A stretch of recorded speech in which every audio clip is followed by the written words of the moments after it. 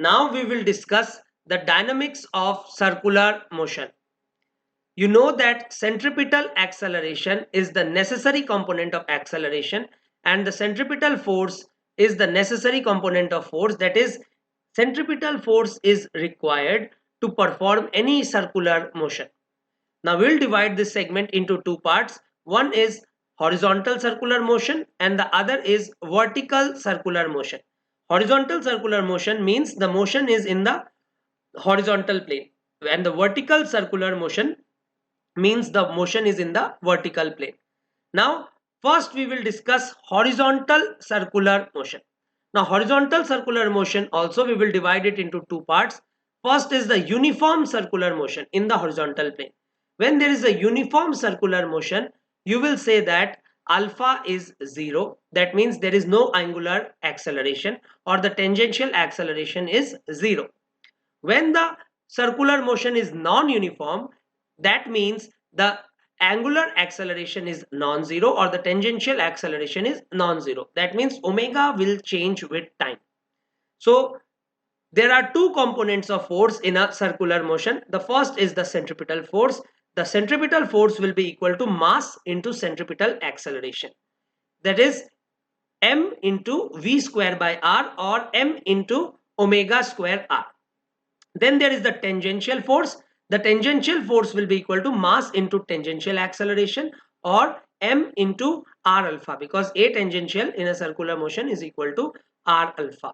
Now very important note, the centripetal force itself that we have written, that is m into ac, is not itself a force, but any force can provide the centripetal force. Some force has to provide the centripetal force for the performance of circular motion. So these forces can be tension, friction, normal, electrostatic force, gravitational force, spring force, etc. Any of the force can become centripetal if it is always acting towards the center. Centripetal force always acts towards the center of the circle. So the centripetal force, this MAC, is itself not a force, but the net force towards the center becomes this MAC. It is the same way as when you write F is equal to MA, then MA itself is not a force, but the net force becomes equal to MA. Now we will discuss the cases when friction provides the centripetal force, when tension provides the centripetal force, similarly when all these forces provide the centripetal force. So case 1, when friction provides the centripetal force. So when friction is providing the centripetal force, so you will say, suppose this is a car which wants to take a circular path. So to take this circular path, the car needs the centripetal force. Now if you see, the normal force and the gravitational force are along the vertical plane, but it has to turn along the horizontal plane. To take a turn along the horizontal plane, some centripetal force is required. In this case, the friction force is providing the centripetal force. If there is no friction in the circular track, this car can never take a circular turn. So in this case, you will say that the friction is providing the centripetal force. So the friction is providing the centripetal force through the tires. So friction is equal to the centripetal force, but centripetal force is mv square by r. So friction is equal to mv square by r. But you also know that friction has a limit, and the value of limiting friction is mu n, and in this case n is equal to mg. So the value of the limiting friction is mu mg. So if you want to find the maximum speed that this car can take to maneuver this turn, then you will say that you will equate this friction with the limiting friction. So the limiting friction is mu mg, and that has to be equal to mv square by r. So from this you will get the maximum speed that can be taken by this car to take the turn is equal to root over mu gr. Mm cancel. So you will get v square is equal to mu gr. That means v is equal to root mu gr. So this is the maximum velocity that the car can take to take the circle. Now if your car's speed is greater than this Vmax, then what will happen? Then friction will not be able to provide the necessary centripetal force, because it has a limit. If your speed is more, the value of friction is more. The value of friction is more. If it becomes more than the limiting friction, then what will happen? Then the friction will no longer be able to provide the centripetal force. So in this case, your car will skid outwards. Why will it skid outwards? Because when it skids outwards, its radius increases. Its radius increases, that means it tries to decrease the friction. So the car skids outwards because it tries to decrease the friction, so that it comes under the limiting friction.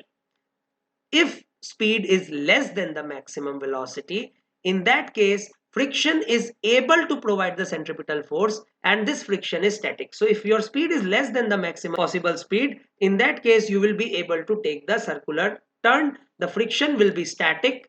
Now you will say, why is the friction static when the car is moving? Because the friction is in towards the center. Towards the center the car is not moving. This is a static friction. Okay, there is no relative motion towards the center between the tires and the ground. So now if the car is changing its speed, in that case what will happen? In that case there is tangential acceleration also. Now the tangential acceleration is also provided by the friction. So the net friction force in that case will become centripetal force, and the tangential force, the net friction force in that case will become Fc square plus Ft square under root. Okay, so friction is providing the centripetal force. The friction is also providing the tangential force for the acceleration of the car. The second case is when normal force provides the centripetal force. When normal force provides the centripetal force, in that case you will say that normal is equal to m omega square r or mv square by r. So let us see this case. So this is a cylinder. This block is placed on the ground, and this block is projected along the cylinder with a speed v. That means this block is performing a circular motion along the walls of this cylinder. If you see from the top, you will see that this is the block and this is performing a circular motion along the inner walls of the cylinder. Now you will see that this normal from the ground is balanced by mg. But there is a normal force from this surface. From this surface there is a normal force n dash. Now n is equal to mg is balanced in the vertical plane, but this n dash is providing the centripetal force for the circular motion. So this n dash will be equal to the centripetal force, and the centripetal force value is fixed, and that is mv square by r or m omega square r. In case 3, let us see the situation when tension provides the centripetal force. So suppose this is the string, this is fixed at this end, and it is there is a block here, and it is given a velocity v in the horizontal plane. So this string will rotate in a circle, this block will rotate in a circle, and the tension in this string, so you will see that when this block has reached here, the tension will be in this direction. So you can see that the tension is always towards the center. So this tension is providing the centripetal force, and the centripetal force value is fixed, and that is mv square by r. So tension is equal to mv square by r or m omega square L. Now let us see a conical pendulum. So conical pendulum, in a conical pendulum what you have done, you tilt this string to make some angle with the vertical, then this case becomes a conical pendulum. So in a conical pendulum, the circular motion is still in the horizontal plane, but the string is tilted at some angle with the vertical. So if you draw the FBD of this block, you will see that there is a force of gravity, there is a tension force. Resolve this tension into two components. One is t cos theta, other is t sin theta. Now because the circular motion is in the horizontal plane, the vertical forces has to balance each other. That is t cos theta has to balance by mg. So t sin theta, so this is t sin theta, if this is t, this is t sin theta. Now t sin theta is providing the centripetal force for the circular motion of this ball.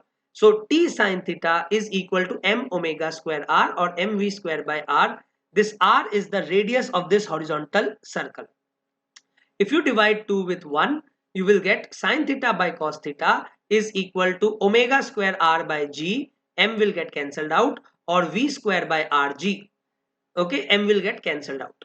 So also you will see here from this triangle that this is the length of the string.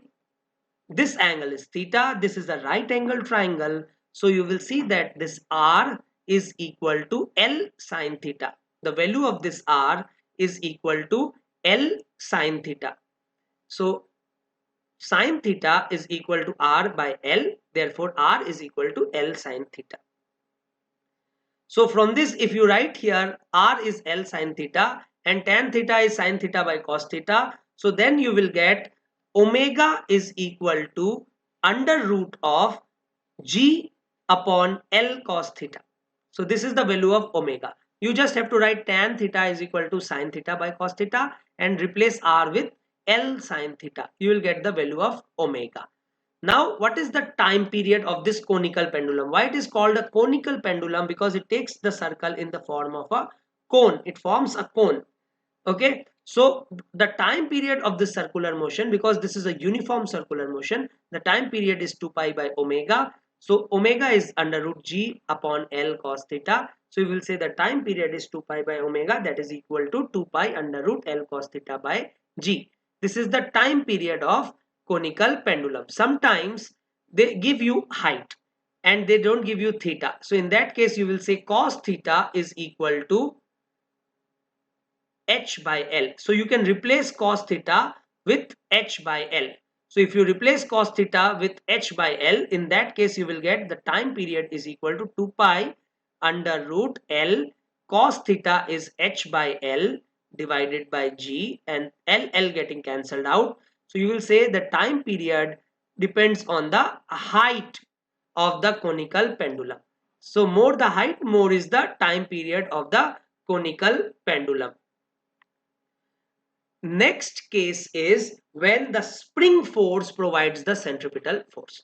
Now let the spring constant of the spring be K and the original length of the spring be L naught.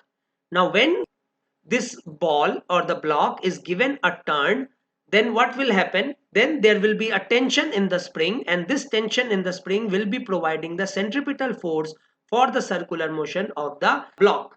Now you know that the tension in the spring is equal to Kx, where x is the stretch. And you also know that the centripetal force is equal to m omega square r. Now because there is a stretch of x in this spring, so you will say that the radius will not be L naught, but it will be L naught plus x. So from this, when you take x common, you will get k minus m omega square x is equal to m omega square L naught. So from this you will get x is equal to m omega square L naught upon k minus m omega square, where x is the stretch of the spring. So they can ask you what is the stretch in the spring when spring force is providing the centripetal force. Now let us take one question here.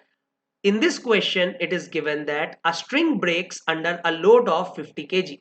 So that means the maximum tension that this string can withstand is 500 Newton. Now a mass of 1 kg is connected to this string and this length of the string is 10 meter and it is rotated in a horizontal circle. You need to calculate the greatest number of revolutions that the mass can make in 1 second without breaking the string. So you know that angular velocity in a conical pendulum is omega is equal to root over G upon L cos theta. This we just discussed before. And if you draw the FBD, you know that the vertical forces has to balance each other. That means T cos theta has to be balanced by mg. T cos theta has to be balanced by mg. From this you will get the maximum tension is 500. Cos theta is equal to mass is 1 kg. G is 10. From this you will get cos theta is 1 by 50. Once you get the value of cos theta, you will get the maximum value of omega. So the maximum value of omega is G upon L. L is 10. So G and 10 cancels out. Cos theta is equal to 1 by 50. So from this you will get maximum value of omega is root 50 radian per second. Okay. Now let us see the next question. In this question it is given that a boy whirls a stone in a horizontal circle of radius 2 meter.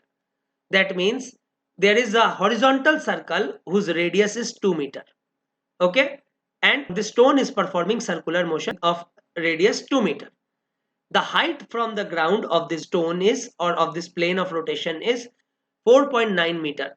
The string breaks. The string has now broken. Suppose at this point the string has broken and the stone flies off horizontally and strikes the ground, which is at a distance of 10 meter. Now because the string has broken, that means there is no centripetal force. That means now the stone ceases to be in circular motion and it starts to move along the tangential direction. Now because of gravity, it will perform the projectile motion here. So it is given that the range of this projectile is 10 meter. Then what is the magnitude of centripetal acceleration of the stone while this is in circular motion? Because this is projectile from a height and the projection is along the horizontal, you know that the formula for time of flight is equal to under root 2h by g. Now h is 4.9 meter, g is 9.8. So in this case you will see the time of flight is 1 second. Now if the time of flight is 1 second, you also know that the range is equal to the velocity multiplied by the time of flight. So from this you will get the velocity is equal to 10 meter per second. Now you also know that the velocity is equal to omega r. Now r is 2 meter, so omega is equal to 5 radian per second. If you have got the value of omega, you can find the value of the centripetal acceleration, and that is equal to omega square r. Now omega is 5, omega square will be 25, r is 2, so 25 multiplied by 2 is 50. So the radial acceleration or the centripetal acceleration is 50 meter per second square. Now let us look at the next question. In this question, it is given to you that a hemispherical ball of radius r is rotating about its symmetric axis, which is kept vertical with an angular velocity omega. A small ball is there which is touching the wall of this ball, and this ball is also performing the circular motion along with the ball. Okay, the angle made by the radius through the ball with the vertical is alpha. Then find the angular speed at which this ball is rotating. Okay, so this ball is rotating along with the ball. Now if you draw the FBD of this ball, there is a gravitational force, there is a normal force, this angle is alpha, this angle is also alpha. So you will say n cos alpha has to be balanced by mg because the rotation of this ball is in the horizontal plane. The rotation of this ball is in the horizontal plane, so the net vertical force has to be 0. So n cos alpha has to be balanced by mg. But n sin alpha, this component n sin alpha, is providing the centripetal force.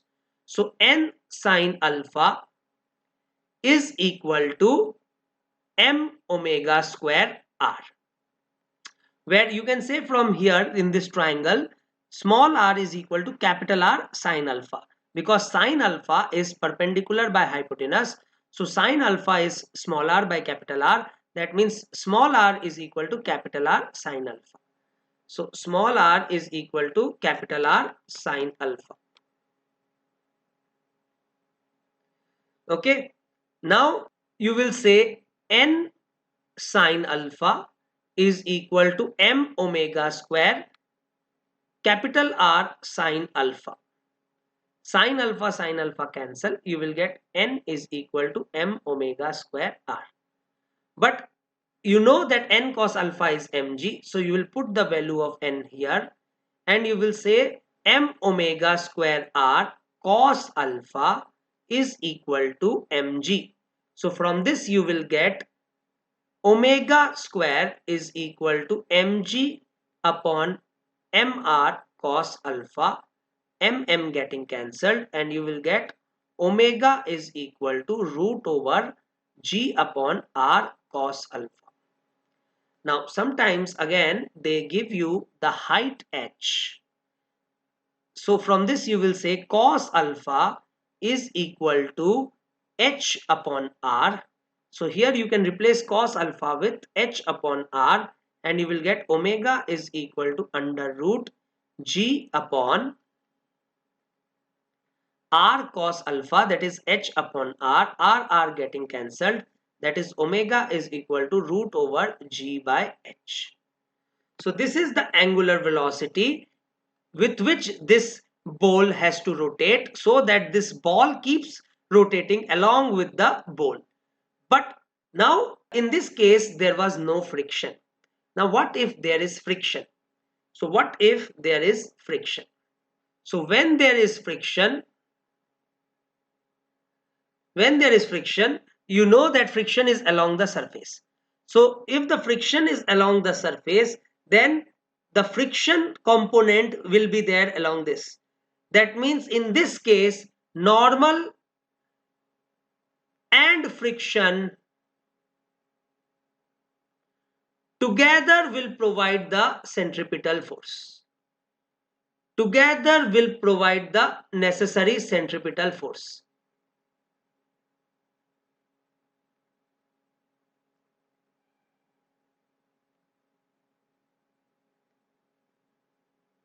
So in this case, normal component and friction component together will provide the necessary friction force. Now in this case there will not be one value of omega, but there will be a range of omega for which this ball can rotate together with the ball. That is, there is no relative motion between the ball and the ball. So what is asked is find the maximum and minimum value of omega for which ball rotates along with the ball.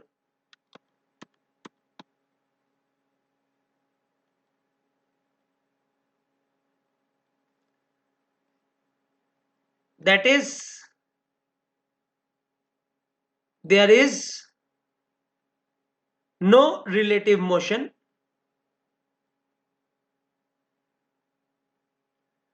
between ball and the ball. So in this case what we will do, first, if omega is equal to root over G upon L cos theta, then you will say friction is 0 or no friction is required. No friction is required because even without friction this ball can rotate along with the ball. So because we have seen that when the omega is this, there is no friction requirement for this ball to move along with the ball. So no friction is required in this case. So suppose this is omega naught. Now if omega is greater than omega naught, in this case what will happen? If omega is greater than omega naught, in this case you will say that the ball has the tendency to move upwards. So in this case the friction will be downwards.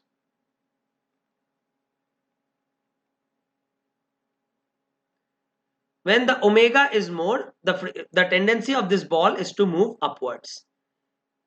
If omega is less than omega naught, then gravity is dominating and mg sin alpha is dominating, and this particle has the tendency to move downwards. So if it has the tendency to move downwards, the friction will be upwards.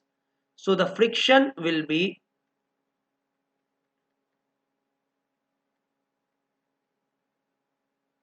upwards.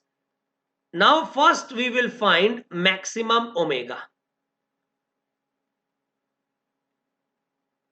So if you want to find maximum omega, that means omega is greater than omega naught. In that case, you will say that this ball has the tendency to move upwards. That means the friction will be downwards. So if you draw the FBD of this ball, you will see that there is a force of gravity. There is a normal force and there is a friction force which is along the ball. Now if you resolve this into components, I'll draw the component forces here. So because the circle is horizontal, you have to draw the vertical and the horizontal forces. So the vertical force is, so if this angle is alpha, this angle is also alpha. So you will write n cos alpha mg, and if this angle is alpha, this is 90 minus alpha, this is alpha, this is 90 minus alpha, so this will be f sine alpha. So I have drawn the vertical forces. Now let us see what are the horizontal forces. The horizontal forces from here will be n sine alpha and f cos alpha, because this is alpha, sorry, this is alpha, this is also alpha. F cos alpha is along the horizontal and n sine alpha is along the horizontal. So you will get f cos alpha and you will also get n sine alpha. So these are the horizontal forces. Now vertical force has to balance. So that means n cos alpha must be equal to mg plus f sine alpha. But you also know that f is equal to mu n. I will put the limiting value because we have to find the maximum omega. So I'll put the limiting value of friction. So you will get n cos alpha is equal to mg plus mu n sine alpha. From this you will get n is equal to mg upon cos alpha minus mu sine alpha. So once you have got the value of n, you have also got the value of friction, because the value of friction will be mu n, and that will be equal to mu mg upon cos alpha minus mu sine alpha. Now once you have got the value of the friction force, now you will see that these two horizontal forces are providing the centripetal force for this circular motion in the horizontal plane.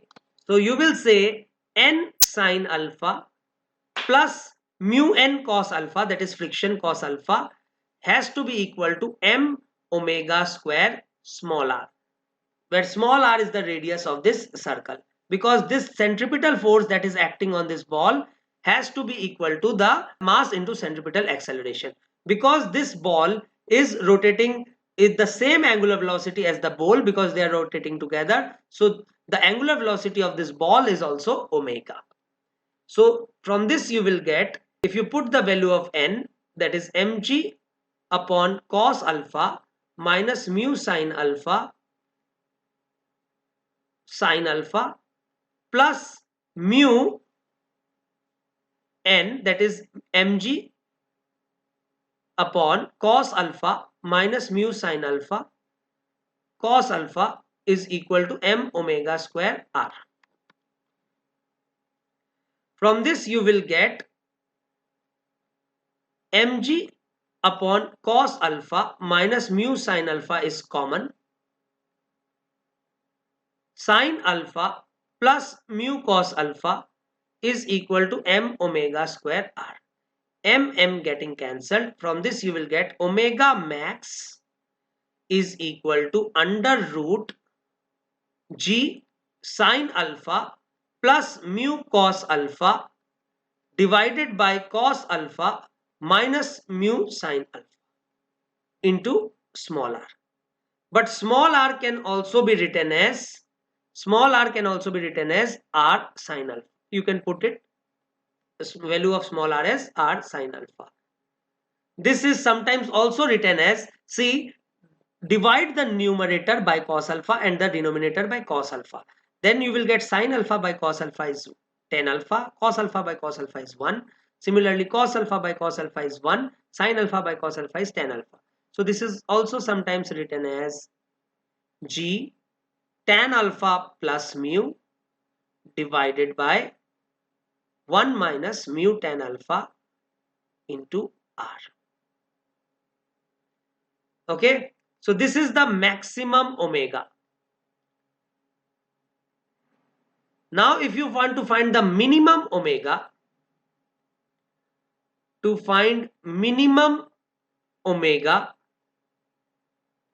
you will see that when the omega is minimum, that is less than omega naught, gravity is dominating.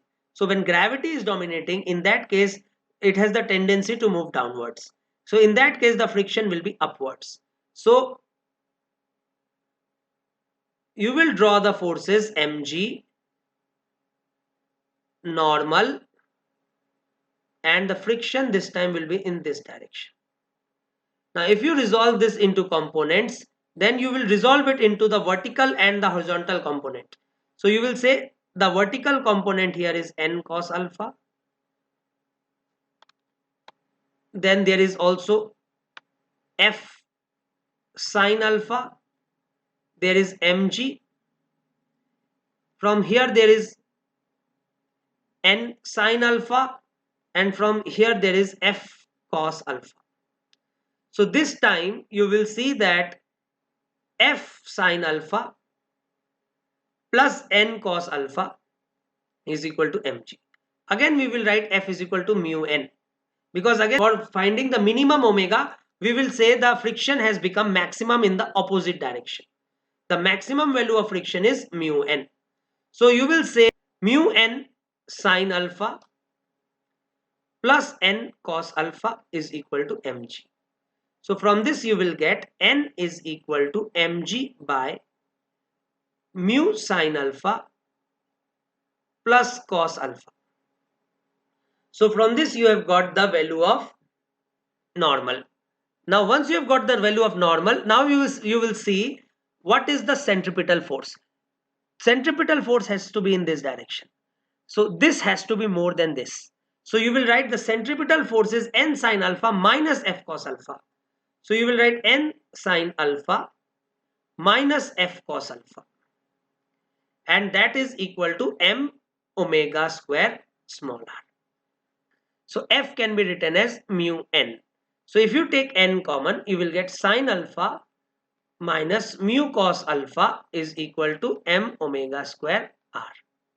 Now n can be written as this. So you will say n is mg upon mu sin alpha plus cos alpha into sin alpha minus mu cos alpha, sin alpha minus mu cos alpha is equal to m omega square r. So from this you will get omega min is equal to m getting cancelled, root over g into sin alpha minus mu cos alpha divided by cos alpha plus mu sin alpha and multiplied by r. This r can be written as capital R sin alpha. Also this can be written as under root g into tan alpha minus mu divided by tan 1 plus mu tan alpha. So you will see that the result is similar, only difference is in the maximum case numerator was plus, denominator was minus. In the minimum case the numerator is minus, the denominator is plus. So let us come to a conclusion here.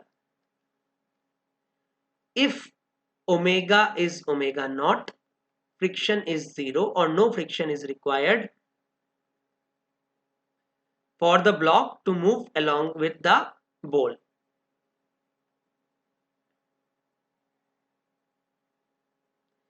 If omega is greater than omega max, in that case you will say ball skids upwards. If omega is less than omega min, in that case you will say ball slips downwards.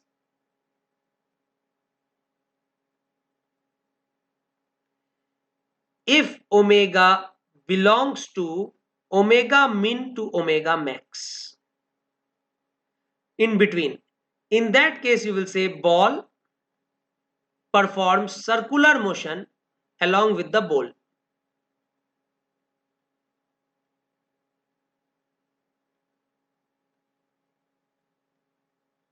That is, there is no relative motion. So this is the range of omega. For when there is no friction, you get only one omega. But when there is friction, you will get a range of omega. So ball performs circular motion along with the ball. But here you can divide it into two cases. From omega min to omega naught, the friction is, because in this case it has the tendency to move downwards, so the friction is along the upward direction. And when omega belongs to omega not omega max, in that case it has the tendency to move upwards, and you will say that friction is downwards. And if omega is equal to omega naught, in that case there is no friction. Friction is not required, and when friction is not required, it will not act because it is a static friction. Okay, now at omega max and omega min, limiting friction is acting. Between these two values, the friction will be less than the limiting friction. Okay, now let us discuss the next question. In this question, two different masses m1 and m2 are connected by two light strings as shown in this figure. The length of the string 1 is r1 and the length of the string 2 is r2. The masses are given to you. We need to find the ratio of tension in the two strings. You know that the omega, the angular velocity of both the balls will be same, but the linear velocity will not be same, because the linear velocity depends on the distance from the axis. This will have more linear velocity compared to this, but both will have same angular velocity. Now if you draw the FBD of m1, from the FBD of m1 you will see that T1 is the force that is trying to that is towards the center, and T2 is the force that is away from the center, but the net force has to be towards the center. So you will write T1 minus T2 is the net force, and that is equal to m1 omega square r1. If you draw the FBD of m2, you will see that T2 is the force that is providing the centripetal force for m2. So T2 is equal to m2 omega square r2. You put the value of T2 here, you will get the value of T1. Now you are asked the ratio of T1 and T2. You can easily take the ratio of T1 and T2 by putting the values M1, M2, R1 and R2. So now let us discuss the next question. In this question, it is given that a car is moving in a circular path of radius 50 meter. So the radius of the circular path is 50 meter on a flat rough horizontal ground. That means there is friction. The mass of the car is given as 1000 kg. And at a certain moment the speed of the car is 5 meter per second. The speed of the car is 5 meter per second, but at this instant the driver starts to increase the speed at a rate of 1 meter per second square. The rate of change of speed is tangential acceleration. So the tangential acceleration is given as 1 meter per second square. Then find the value of static friction on the tire at this moment. Now at this moment, you know that because the car is taking a circular turn, there has to be a centripetal force. Centripetal force is the friction component which is along the center or towards the center, and this will be equal to MAC, and that will be equal to M omega square R, or that will be equal to mv square by R. Now put the values of M 1000, put the value of V 25, V square 25, R is 50.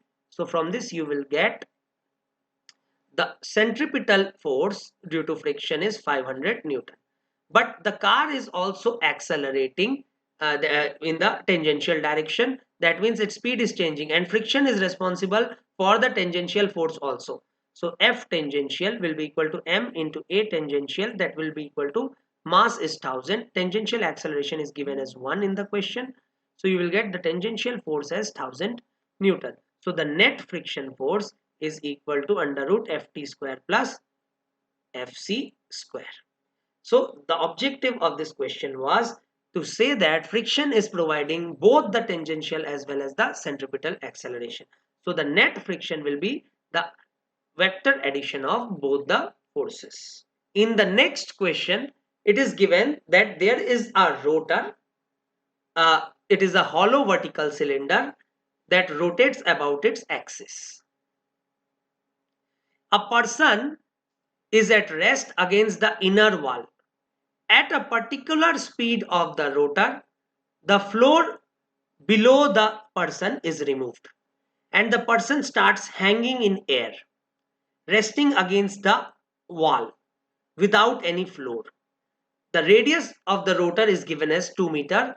The coefficient of friction between the wall and the person is 0.2.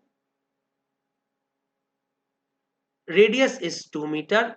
Then find the minimum speed at which the floor may be removed and the man keeps hanging in the air with the support of this wall.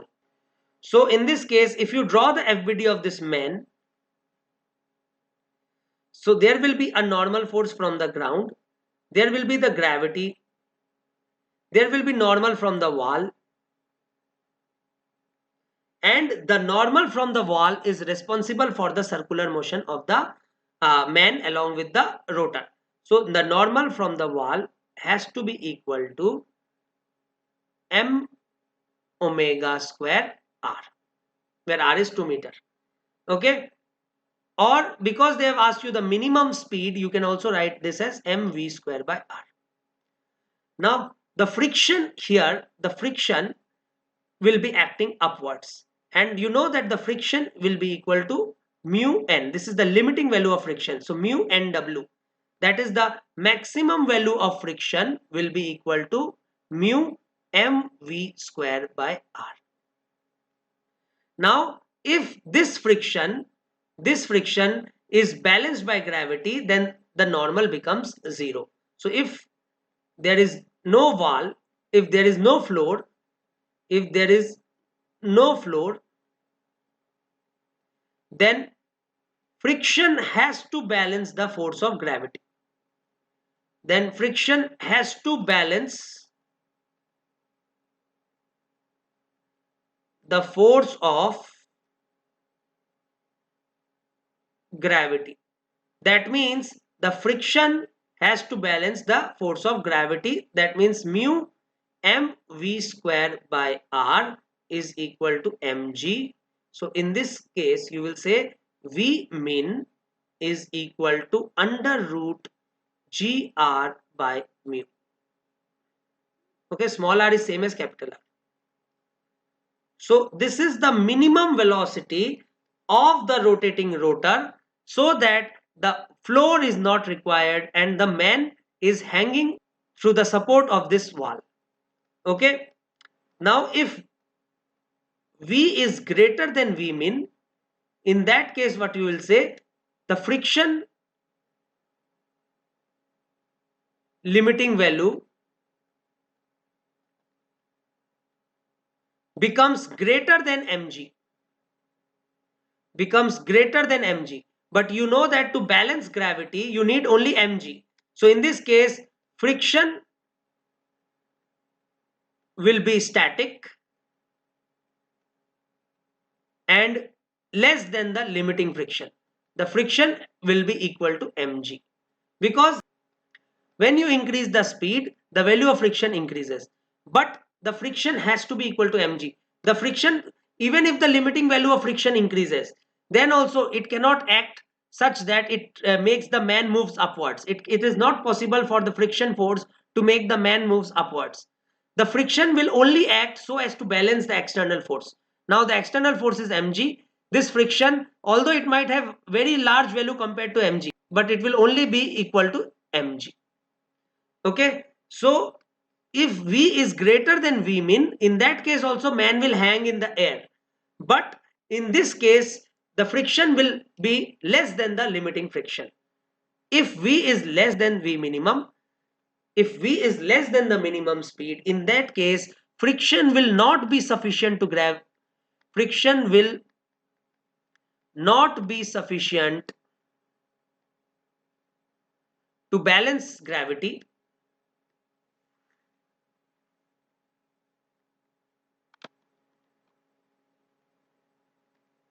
and man will fall. Now a similar case to this situation is the well of death that you have seen in a circus. So in a well of death or maut ka kuwa, you have seen that a car or a bike performs circular motion hanging in the air. So this is happening because the friction force is balancing the force of gravity. But for friction force to balance the force of gravity, the minimum speed has to be under root gr by mu. So they have calculated this speed, and using this speed they know that they have to maintain at least this speed, and that is how they are able to perform the act in the circus. So well of that situation is same as this situation where the man is hanging in the air. Now let us see the next question. In this question it is given that we have a metal ring of mass m and radius r is placed on a smooth horizontal table and is set rotating about its own axis. So this is a ring which is rotating in the horizontal plane, suppose with angular velocity omega or speed v. Then find the tension developed in the ring. In this question we need to find the tension in the ring. So let us take a small element. This is a very small element here. I have drawn it big so as to show the angle, but this is a very small element here. Okay, this delta theta is very small. Now if you consider this element is also performing circular motion. So there has to be a centripetal force. Now you know that a tension is always of pulling nature. That means if this is your system, this part of the ring will be pulling it, suppose with a tension force T1. Similarly, this part of the ring will be pulling this element with a tension force, suppose T2. Now if you draw this vertical line, you will see this angle is delta theta by 2, then this angle will also be delta theta by 2. So you will say this is T. Then if you resolve it along the horizontal, because this is delta theta by 2, this is also delta theta by 2. Similarly, this is also delta theta by 2. So you will say that T1 cos delta theta by 2 has to be balanced by T2 cos delta theta by 2. Delta theta by 2, this is cancelled. So that means T1 is equal to T2. Let it be T. So this is the tension that you need to find out. If you see the component of tension vertically, you will see it is T sine delta theta by 2 plus, from here also same, T2 sine, but T2 is also T, so T sine delta theta by 2, that is equal to 2T sine delta theta by 2. Now this force actually, because this element is so small, we will assume that this force is towards the center, because this element is very small. So you will say that this force is approximately towards the center. So if this is towards the center, that means this is the centripetal force, and the centripetal force has to be equal to dm omega square r, where dm is the mass of this element, because we are considering this as the system. Now 2 pi r length has a mass of m, then unit length has a mass of m by 2 pi r. Then what is the length of this arc? R delta theta will have a mass of m by 2 pi r into r delta theta. That means the mass dm is equal to m delta theta upon 2 pi.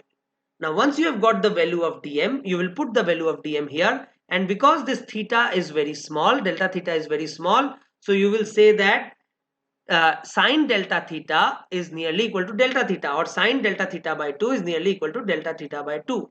So from this you will get 2t into delta theta by 2 is equal to dm, that is m delta theta by 2 pi omega square r, where r is the radius of the ring. Delta theta cancelled, 2 cancelled.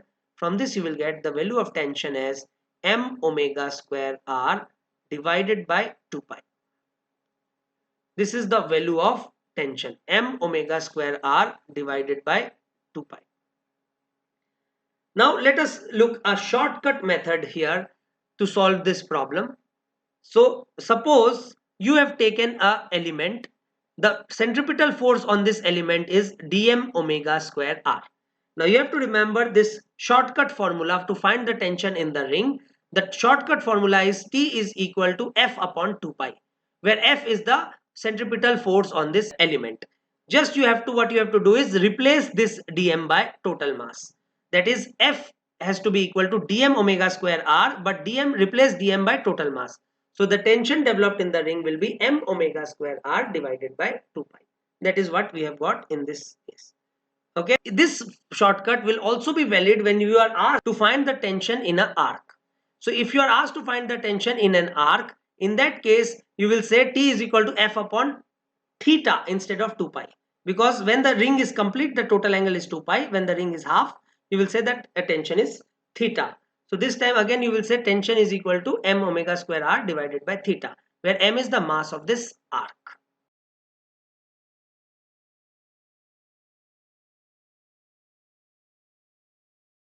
If you like my video, do hit the like button and share my work with your friends, your juniors, your seniors, and any other student who is preparing for JEE, NEET, and any other competitive exam.